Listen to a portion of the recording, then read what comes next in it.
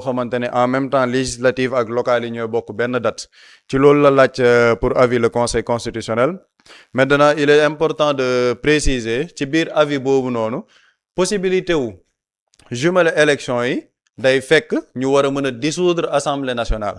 pour que ñu mën a coupler législative ak locale léegi nag dissolution assemblée nationale am na noo xamante ni noonu la ko constitution tëralee te loolu moom mooy nekk première base bi nga xamante ni nit ñi war nañ ko waxtaanee parce que dissolution assemblée nationale gisoon nañ ni bokkoon na ci révision constitutionnelle bi fi mujj ñu defoon un amendement boo xamante ni le président mënul dissoudre assemblée nationale plus d'une fois ci biir mandat am loolu dañ ko rejeté avec le recours bi nga xamante ni le président de la république dugaloon na ko en l'état actuel fi ñu toll nii au Sénégal. Le président de la République avait déjà dissous l'Assemblée nationale en 2024 ci la ñu dem vers des élections législatives yoo xamante ni c'est des élections législatives anticipées du 17 novembre 2024 maintenant là pour que ñu mën a tas Assemblée nationale il faut que Assemblée nationale bi am 2 ans de mandature mooy maanaam président de la République mënul tas Assemblée nationale fii léegi Assemblée nationale boobu député yi amuñ 2 ans ci seen législature donc boo xoolee defoon nañ élection législative anticipée le 17 novembre 2024 fal 165 nouveaux députés qui ont été installés le 2 décembre 2024 donc pour que président de la République mën a tasaat assemblée nationale il faut que mu xaaraat fin novembre début décembre pour mën a tas assemblée nationale léegi ci loolu lan la article constitution bi wax article 87 de la constitution moom moo ne le président de la République peut après avoir recueilli l'avis du Premier ministre et celui du président de l'Assemblée nationale, prononcer par décret la dissolution de l'Assemblée nationale. ñu ne président de la République moom mën na ginnaaw bu mu sàqoo xalaatu Premier ministre président wu Assemblée nationale mën na moom prononcer par décret dissolution Assemblée nationale mooy président mën na jël décret goo xamante ne day tas Assemblée nationale. ñu ne waaye toutefois la dissolution ne peut intervenir durant les 2 premières années de législature. mooy li ma doon wax sànq balaa ngaa mën a dissoudre législature boobu il faut que ñu am 2 ans de mandat léegi lan la ci constitution bi wax tamit parce que loolu il est très important ñu koy préciser le sénégalais dañu ne le décret de dissolution fixe la date du scrutin pour l'élection des députés décret bi président de la république bu jëlee décret bi nga xamante ne mooy tas assemblée nationale ci biir décret boobu dafa war a fixer waale lan mooy nekk datu élection yi maanaam président ba muy tas assemblée nationale bi en 2024 décret bi mu ko tasee décret boobu tamit dafa fixer la date des élections pour le 17 novembre 2024 loolu leeral bi mooy président de la république moom mënul ne tas na assemblée nationale au 2 décembre 2024 après ñu war a waxtaan ci ban date mooy nekk datu législative yi bu tasee assemblée nationale le 2 décembre 2024 automatiquement ci biir décret boobu le décret de dissolution day emporter décret bi fixer la date des élections législatives ça il est important ñu koy préciser sénégalais yi maintenant am na loo xamante ni tamit am na mooy l'avis du président de la république concernant nan nañu mën a coupler élection yi pour coupler élection yi nag man jàpp naa ne dina am peut-être benn difficulté bi ci nekk mooy le respect de li nga xamante ne moom mooy calendrier électoral bi lu tax calendrier électoral bi ñu war ko la difficulté bi fu muy nekk parce que les maires qui ont été élus maires yooyu noonu dañ leen a fal pour 5 ans de mandature ñu faloon leen en 2022 23 janvier 2022 bu ma juumul donc maires yi ñoom actuellement ñu ngi ci seen dernière année de mandat ci 23 janvier 2027 ci la seen mandat di jeex mooy seen mandat de 5 ans yi élection locale normalement dafa war a am te bu waree am élection locale dañ ko war a tenir avant que mandat wu maire yooyu di jeex loolu la loi yi wax texte yi lu mu wax mooy élection locale yi dañ ko war a tenir avant que mandat wu maire yi di mën a jeex parce que bu fekkee ne dañ ko def après mandat wu maire bi jeex bu boobaa on aura prolongé le mandat des maires et loolu ce serait anticonstitutionnel donc élection locale war na am avant le 23 janvier te maa ngi wax ni élection législative yi bu fekkee ni dañ ko bëgg def des élections législatives anticipées fekk ni dañoo tas assemblée nationale foofu tamit article 87 constitution bi lan la wax dafa ne élection yi ñëw dafa war a am au moins 60 jours après la dissolution et au plus tard 90 jours léegi nag délai wu 60 jours boobu noonu bu dee dañoo tas assemblée le 2 décembre pour nga respecter ko ci diggante délai wu maanaam maire yi seen mandat buy jeex maanaam le 23 janvier dina am benn chevauchement boo xamante ne 60 jours yi xëy na du mën a mat donc foofu peut-être il y aura une petite difficulté juridique pour pouvoir coupler les 2 élections pour que ñu mën a respecter le mandat des maires mën a respecter aussi les articles 87 wax par rapport à la dissolution de l'Assemblée nationale foofu benn solution moom moo fa am par rapport ak li nga xamante ni man li ma jàpp juridiquement solution ba fa nekk bu fekkee ne dañoo bëgg coupler les deux élections il faut obligatoirement bu fekkee ne dañ ko bëgg boole en respectant l'article 87 de la constitution buy wax au moins 60 jours au plus tard 90 jours ñu prolonger le mandat des maires te pour ñu prolonger mandat des maires ça aussi il faut le dire aux Sénégalais pour mu leer parce que maa ngi gis gars yi naan reporter les élections locales le président de la République mënul reporter élection locale yi ci coobare boppam képp maanaam de manière unilatérale mu ne man tëbal naa élection locale parce que bu dee da ngay reporter élection locale il faudra absolument que tu prolonges le mandat des maires te pour que nga mën a prolonger le mandat des maires il faut que nga am une loi d'habilitation au niveau de l'Assemblée nationale parce que pour nga mën a prolonger mandat wu maire yi Assemblée nationale ngay dem voter ji benn loi boo xamante ni moom mooy yokk mandat wu maire yooyu noonu te loolu j'en veux pour preuve élection présidentielle yi en 2024 ba député yi ne dañoo bëgg ñu tëbal élection yi xam nga mënoo tëbal élection yi tout en sachant que le mandat du président de la République day jeex le 2 avril 2024 donc ils ont été obligés dem à l'Assemblée nationale ne dañuy voter loi boo xamante ne day prolonger le mandat de Macky Sall jusqu'au 15 décembre 2024 et encore mieux par rapport ak élection locale yi moo tax ma ni report élection locale mënul émaner ci président képp bu ñu fàttalikoo Macky Sall il a eu à reporter 2 fois les élections locales te chaque fois bu mu reporter élections locales yi dafa jaar à l'Assemblée nationale première fois bi nga xamante ne reporter na élections locales yi c'était la loi numéro 2019-16 boo xamante ne dañoo nekkoon en 2019 ñu ne dañoo bëgg reporter élections locales yi ba 2021 boobu il a été obligé de passer par l'Assemblée nationale décidé ni article 1er les élections départementales et municipales prévues le 1er décembre 2029 sont reportées pour être tenues au plus tard le 28 mars 2021 la nouvelle date sera fixée par décret lii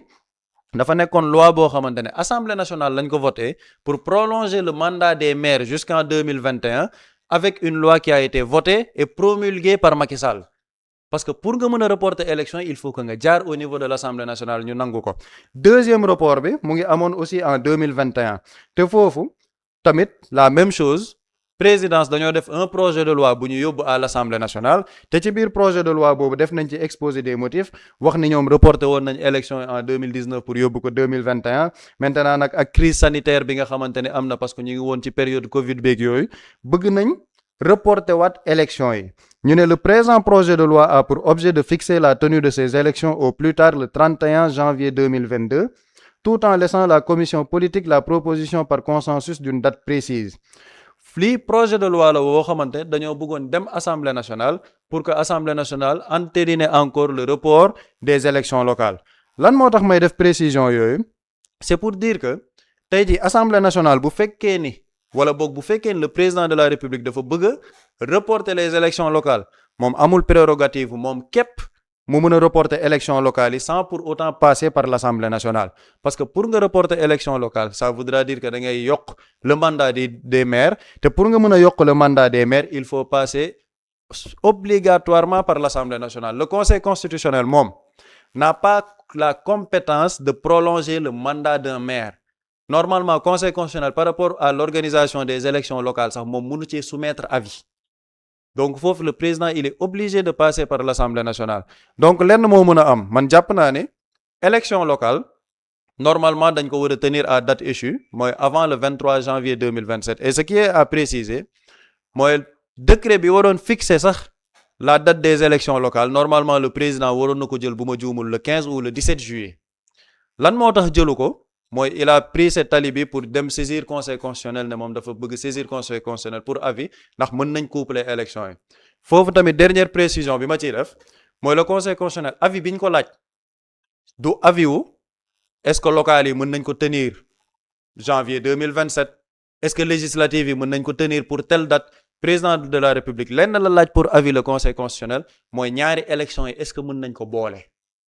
tout en prenant en compte ni bu ñu koy boole dañuy tas assemblée nationale le 2 décembre 2026 bi pour marquer les 2 années de mandature de l'assemblée nationale donc conseil constitutionnel leen lañ ko laaj mooy est-ce que mën nañ boole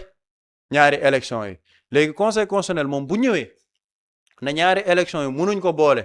parce qu'il y a un problème juridique par rapport au respect du calendrier électoral, ça ne change absolument en rien le fait que élection locale yi dañ ko war a maintenir à date échue.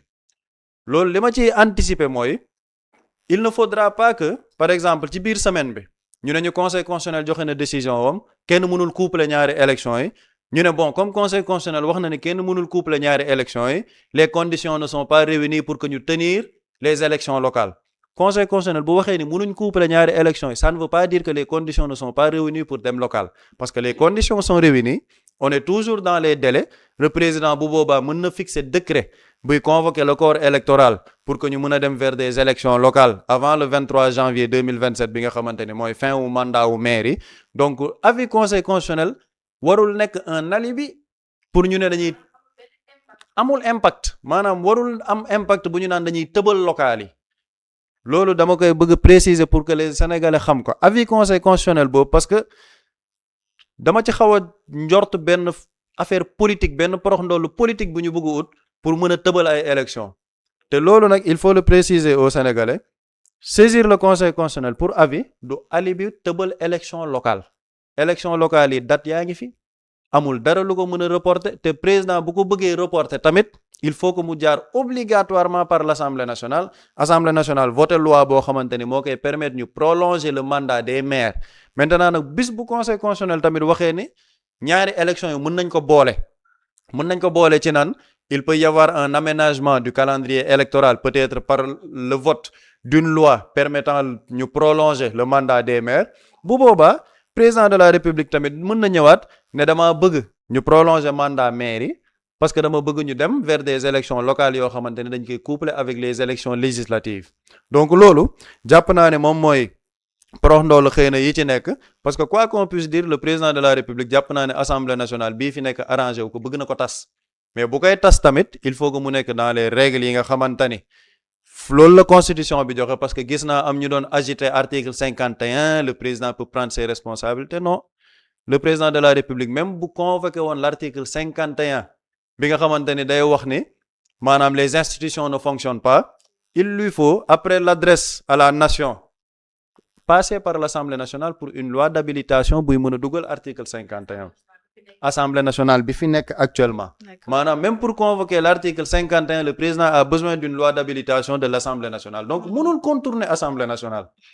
président bi fi mu nekk ñu toll di wax mënul contourner Assemblée nationale ci locales yi ñu jëm législatives yi nag loolu moom mooy xool parce que jàppuñ ni ñun il y avait urgence pour aller vers des législatives anticipées comme que am na ku nekk ci seen boor nee na la majorité elle est diomayenne donc ñoom bu ñu jàppee ni nag politiquement dañoo war a tas Assemblée nationale il faut que ça respecte les règles textes yi nga xamante ne constitution moo ko maye et loolu je pense que l'avis du conseil constitutionnel xëy na dinañu gën a éclaircir par rapport ak fi ñu jëm. d'accord jërëjëf Pape Samba bu dee ba tey bu ñu desee ci càkkute fu njiitu réew mi maanaam daal di jumeler ñaari élections yooyu di législatif et local est-ce que on va pas assister en tout ça pour ça ndaxte ginnaaw bu ñu dégloo Pape Samba on sent nettement que lii y a aucun intérêt par rapport à ce jumelage ak tasum Assemblée nationale. surtout man damay jël li benn mot clé bi nga wax muy intérêt. c'est-à-dire que je me pose la question quel est l'intérêt et je pense que loolu moo war a nekk sax la réponse ou bien essayer apporter ci des réponses par rapport lii président Diomaye di nar quel est l'intérêt du Sénégal et dañ ciy jël pàcc bi ci nekk parce que dama gis ni avis bi couteau à double tranchant la li tubaab naan couteau à double tranchant maanaam olof naan ko paaka ñaari boor ci benn bi ci njëkk mooy y a un président bi bëgg a dissoudre assemblée nationale bi et là ça va nous pousser ñun ñu poser des questions pour quelle raison le président bëgg a tas assemblée bi pour quelle raison lan moo tax bu bëgg a tas assemblée bi du dara lu dul ay promesses électorales yu Diomaye diggoon sénégalais bi muy campagne dem ba jot nguur gi bëgg cee génn assemblée bi ne ko déet mu ne da koy tas xam nga parfois dafa am lenn loo xamante ne nii président moo ko wax. président ci boppam moo taxaw ni sur Jotna Média muy média bi nga xam ni Pastef moo ko moom dem ci ay émission yu bari fu Diomaye toog ne ñun Pastef de en tout cas suñu cas ki nekk président bu parti bi bis bu nekkee président de la République du nekk président de parti dafay démissionner au sein même du parti en tant que président moom yàlla def ko président peut-être d'aucuns vont dire que oui Ousmane Sonko la doon waxal Ousmane Sonko nekkul président mais moom Diomaye dafa poser un acte mu ne naam nekkuma président du parti mais secrétaire général la du parti mais ngir tëddee njaaxanaay ngir être au-dessus de la mêlée damay teggi sama ndombal tànk en tant que secrétaire général du parti pour joxe le message c'est-à-dire que par principe ma démissionné au nom de quoi ki nga xam ni président de la république dafa war a yëkkatiku par rapport ak yenn ci ay clivage politique ñëpp ne waaw góor dematul Pastef kenn déggatu ko Pastef ñu ne on a un président boo xam ni dafa tëddee njaaxanaay la preuve assemblée bii nii mu bëgg a tas bi ñuy dem élection lan la président Diomaye wax que le meilleur gagne que le meilleur gagne pour la première fois ci histoire ñun bokk ci li ñu fekkee bi ñun génération lu ñu fekkee bokk ci bi ñu xàmmee gulet un président de la république partem di dem élection mu ne que le meilleur gagne mais xam nga nit ñi dañ ne ok c'est bon au fait ça prouve que on a un président boo xam ne mais lépp luy calcul politique nekkatu ci et les gens ont applaudi lii la président waxoon léegi président boobu noonu moo dem ba ne dafay tas assemblée boobu et les sénégalais doivent se poser des questions pour quelle raison lan mooy lay wi xam nga lan la moom moo ne woon président de la république du nekk président de parti dafa bëgg a créer parti nekk président de parti à la fois être président de la république moom dafa bëgg a génn ci la mu nekkoon moom ay nit bëgg ko voter mu ne déet du ci dal mu ne dafay tas assemblée bi la même personne tey on parle de Yaakaar Teranga ñu négocier ko ba ñu jot ko à 100% contrat bi Macky Sall joxoon Franck Timis Sénégal jamono ji may wax ak yow soxna Ramatoulaye nangu nañ ko ñoo ko moom à 100% jébbal nañ ko Petrosen qui doit être une compagnie ñu wut ku ñu exploiter ñu jël suñu gaz delloo ko ci sénégalais yi électricité wàññeeku industrie bi dox les investissements yokk Sénégal nekk une terre favorable pour les investisseurs ñi ngay ruumandaat ni avec le premier ministre Al Aminou Lo dañ ko bëgg a jël jox ko un major ab doxandeem mu ñëw junj nañ ko am na lu ñu ci jotu jund avec Serigne Gueye Diop ICS ñu waroon ko moomale suñu bopp def comme le Maroc développé suñu rek Serigne Gueye Diop di tàccu di jubilé parce que jamonoy Macky Sall 15% lañ amoon waaye maintenant on a 30% di jubilé lañ naan nègre nu ñu koy waxee ventre plein nègre content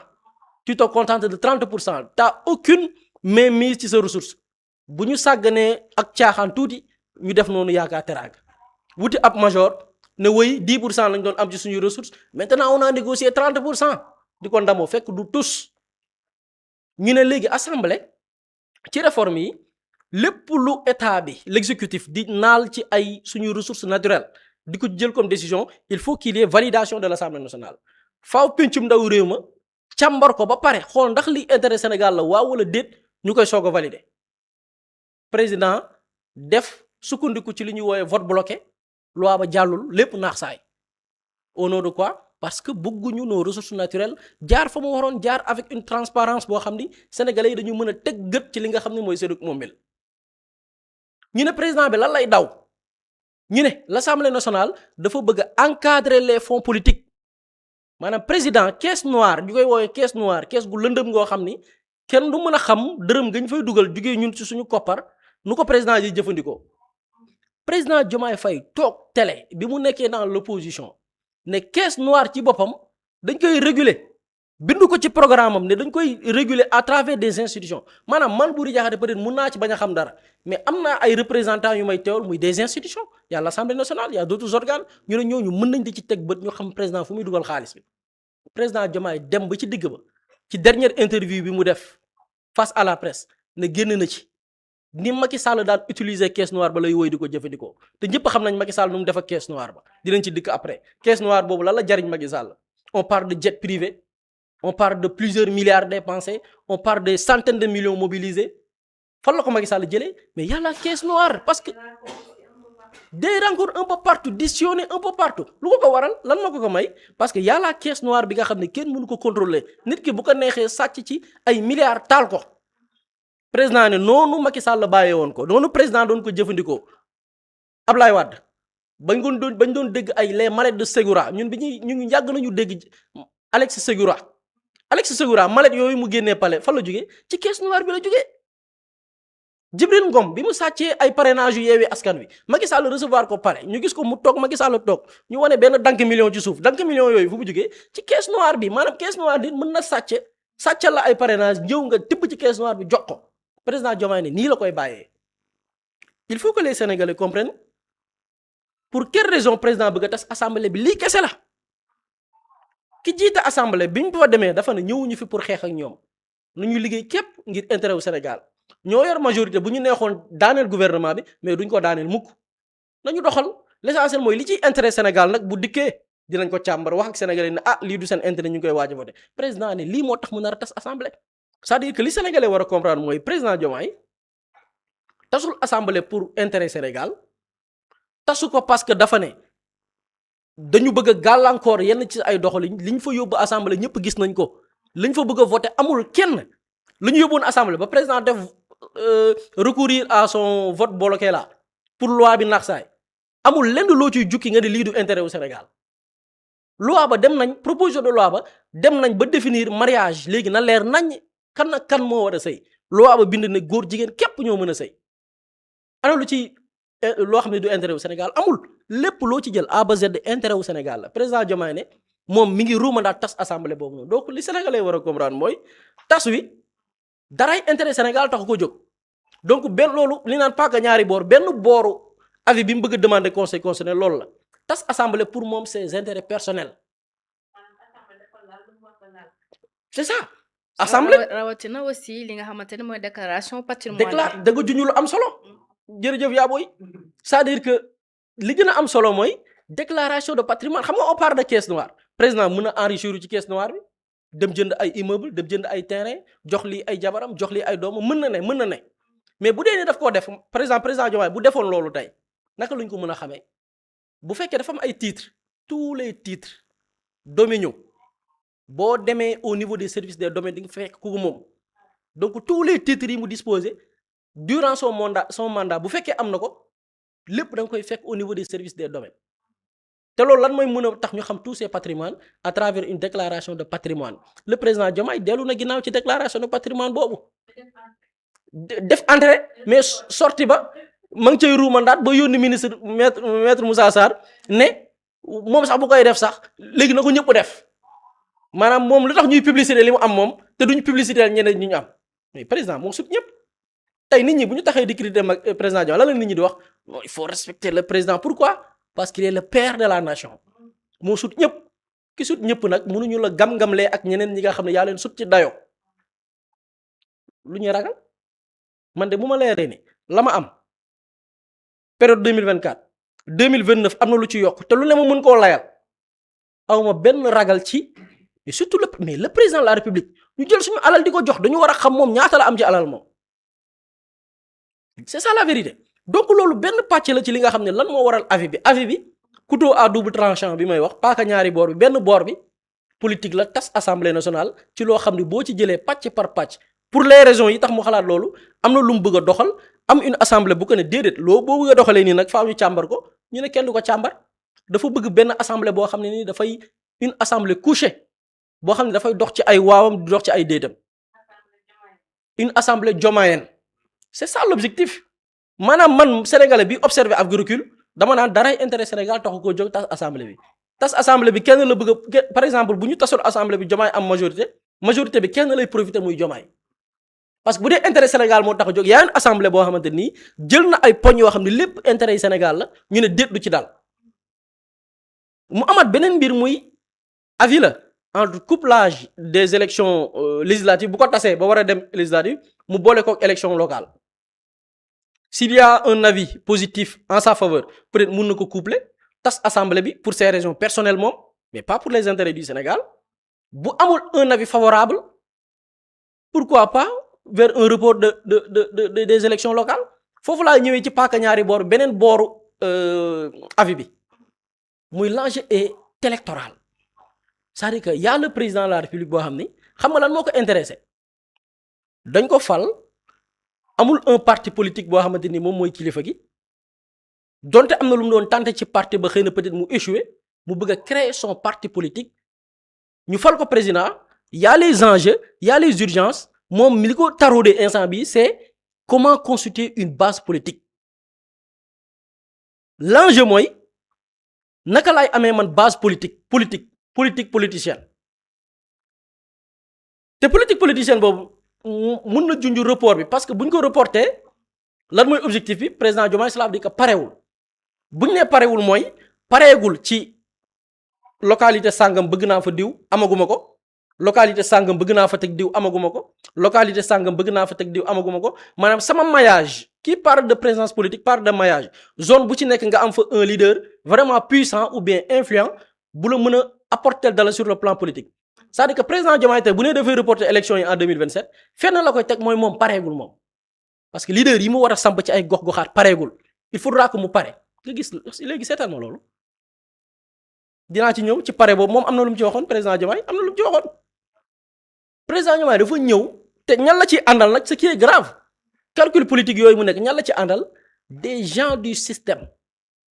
gis nañ les ralliements un directeur général dafa nekk ci un organe ñu folle Macky Sall folle waale directeur ba ñu dàq ko Macky Sall indiwaat directeur bi nommé waat ko le président Diomaye dañ fi jëlee nguuru Macky Sall dàqaale directeur yi ministre ak directeur généraux yi ñu dàqoon Diomaye indiwaat leen ci gouvernement bi cela veut dire quoi dafa nekk di constituer une base politique avec des gens yi nga xam ni sénégalais ñoo leen bale moo bale bi nag dafa am solo mu tudd bale maanaam calcul yi président Diomaye nekk lii lan moo ko lal même personne bi moo taxaw ne dafa am ñu salteel dëkk bi yàq réew mi du ma ci sori nañ ko teewlu parce que discours de campagne la woon nañ ko déglu dellu si waat ci plateau bi. du xam ngeen lii dëkk bi fukki at ak ñaar a ngi nii ay saltalkat ñoo fi nekk saltal nañu njàng mi saltal nañu paj mi saltal nañu napp ji saltal nañu mbay mi saltal nañu école bi lépp lañu saltal damaa dem Ziguinchor bi ñu na benn mag ndeysaan xam naa ne war na am lu mat 80 ans ko coow buuxante ñaan ba egg si man nee ma bale bii maa ngi koy teg sa loxo ngeen baleel ñu réew mi ba mu set. c'est-à-dire enjeu bi ñuy coow nii maanaam l'enjeu couteau à double tranchant bi benn pàcc bi c'est l'aspect législatif ak les intérêts du président qui lui sont personnels beneen enjeu bi muy l'enjeu politique même président bi l'enjeu li tax bu dee ni probable report des élections locales la koy nas mooy président bi bëgg a créer une base politique constituée des gens du système yi ngeen dégg léegi mu ne bu faloo daf leen ni raxas ba ñu set wecc bale leen bale ba amatul parce que les mêmes personnes am na ci kenn goo xam ne dañ ne un rapport d'audit un audit en cours ñi ngi nekkoon def benn audit ba ana conclusion audit boobu noonu ñu ne la même personne président Diomaye nommé na ko te ci nguuru Macky Sall la bokkoon donc c'est un président bu nekk di constituer une base politique wax naa sànq ni lu bari ci li waral tas assemblée bi mooy des promesses électorales yoo xam ne gis nañ ni bëggatuñ ko def tax ñu bëgg a tas assemblée bi mais naka la ñuy constituer une base politique avec la racaille politique man mun naa leen tuddee noonu ñi nga xam ne ñoom politique business lañ ko def président bëgg leen xëccaat te pareegul léegi maintenant recycler système boobu noonu li président nar recycler ce système moom président Diomaye dafa am leneen lu mu ci waxoon ba ne li taxoon ñuy xeex ay 2011 jamono yi jëlul sax exemple de parce que boobu événement 2021 2023 yi sax amagul mu ne li taxoon sénégalais doon xeex président Abdoulaye Wade dafa am lenn lu ko waral dañu xeex ay nit président Abdoulaye Wade ñëw àndaat ak nit ñooñu ba xàmmeetuñ ñañ doon xeex ak ñañ ñëw bees nañ ko teewlu dellu si waat ci plateau bi. boo xoolee ñi taxoon ñuy xeex yu métti yi place de l'Obélisque ba ay bakkan di ci rot bu ñu demee ba ñu jëlee ñi ñu doon xeex tey boo jëlaatoon équipe campagne Abdoulaye Wade bu 2012 nga comparé ko équipe Macky Sall tey doo ci am quasiment différence bu mag kon bu fekkee ne nit ñi dañuy xeex pour démocratie mu am ñi ciy dee te ñi ngay wàccee balaa mandat bi di jeex daanaka bu xoolaate ci même camp sax mën na jël le même directeur de campagne du Wade bu 2012. kon nit ñi à un moment donné dañuy banque seen loxo dese benn recours boo xamante ne mooy recours dem voter. président Bassirou Diomaye Faye jamono yii muy ñaawlu le fait que ay nit buñ leen follee ba jëlee leen fi ne doyal nañ ci yéen ñu dawal diir nit ki doo xàmmeeti ñañ fa jëlee ak li nga xamante ni ñoom la ñu fal bees actuellement même Bassirou Diomaye Faye bii di wax ni moo nekkaat di def lii kenn xàmmeetul jamono ji nguuru Macky Sall bi ñu fi jëlee et ce qui est grave mooy Macky Sall dawal na lu yàgg sax transhumance yi di gën a taqarnaas mais président Diomaye en moins de 2 ans les gens ñi ngi transhumé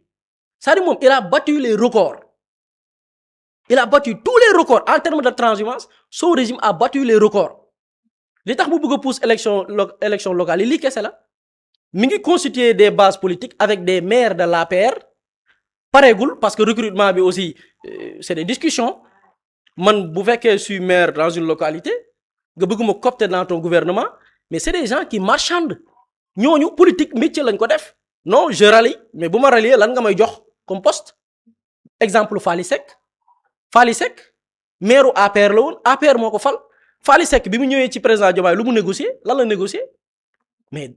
dañ ko fay bor dañ ko nommé il est le président du haut conseil du dialogue social lii mooy c'est-à-dire que on négocie c'est-à-dire que dañuy dil ci pouvoir bi quoi en fait le même discours bi président Diomaye doon dénoncer tey moom la nekk di def pour des questions politiques des calculs politiques tey xàmmeetuñ ñi ñu fi jëlee woon parce que jàpp nañ ni seen yorin baaxul ak ña nga xam ne ñoom la ñu fal bees ñi ñu faloon bees jël na leen di leen dàq benn par benn di leen bale ba daf ko jël orienté ko contre les pastefiens yi ko fal di buub di sànni fële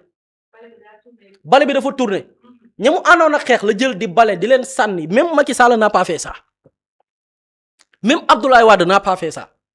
Abdoulaye Wade faluñu ko ñu fal ko l'an 2000 mu ñëw 2002 buub Idrissa Seck sànni fële 2002 buub Macky Sall sànni fële Abdoulaye Wade faluñu ko mu buub Madické Niang sànni fële buub ñoom Modou Diagne Fada sànni fële ñi ñoo àndaloon Wade ñi ñoo àndoon ak moom daf leen jël ànd ak ñoom Idrissa Seck moo ci génn te bi muy génn c'était 2007 après dellu si waat nañu waxtaan Macky Sall moo ci génnaat ci ay booru 2008 la suma juuma mais ñooñu tooguñu 2 ans rek jël ñi ñu àndaloon ñëpp di leen jàllax amul seul président Diomaye moo battre les records falu ànd ak ñi nga àndaloon di buub en moins de 2 ans di toroxal di dàq jël nag ñi nga xam ne yow yaa doon dénoncé ni lii problème bi suñu dëkk yi mooy dañuy changer régime mais après duñu ràññatle ñi ñu fi jëlee ak ñu ñu fal bees lii la nekk di defaat lépp lan moo ko lal moom dafay wut base politique c'est-à-dire que il faut que les Sénégalais comprennent les agissements du président de la République tous ces actes amul dara lu ci intérêt wu Sénégal da ngay gis ni lii moo fi expliqué xam nga lan lii moo fi expliqué lu ci intérêt Sénégal moom intérêt boppam la day wut base politique léegi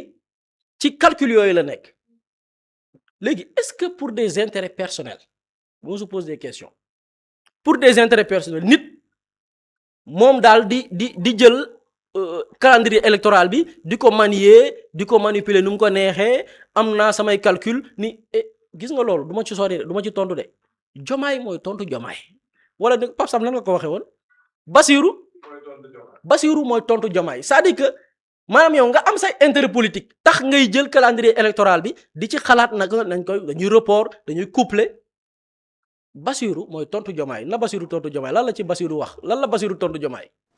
démocratie nag dafa mënul doxee noonu maanaam mu am kenn koo xamante ne dafa téye processus électoral bi de façon cavalière def ko yëfi boppam te mu bokk ci ñiy jongante lu ko neex mu def lu ko neexul du ko def donc dañuy jàpp ne que fu mu toll nii amul lenn lu ñu mën a andi. lu mën a justifier un